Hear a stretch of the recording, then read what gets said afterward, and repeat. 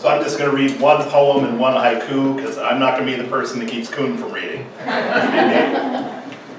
So since there's been a little bit of political, we'll let the haiku be the political part. President Trump sticks his arm out the car window to make alt-right turns.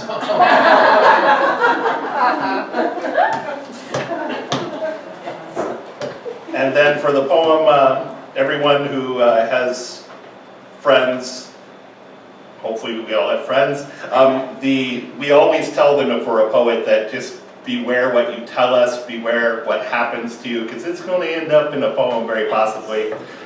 And so this was based on a story from a friend of mine. It's called Margie. She was only 10 when the fever took hold, her blood filled with fire, her body under attack. In an attempt to prevent her from infecting her brothers and sisters, her bed was moved into her father's study, his desk pushed up against the one wall not covered floor to ceiling in shelves. She and her siblings were always told not to touch Papa's books, but as she was confined to her tiny mattress, he acquiesced.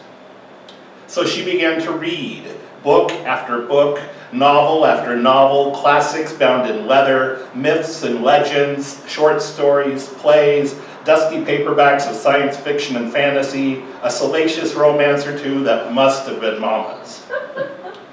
She kept reading, and although her age and experience caused some things to fly on past, she captured enough to make her want to turn another page. As summer eased into fall, the doctor proclaimed her a miracle, lucky to be alive. But she knew it was the stories that pulled her through.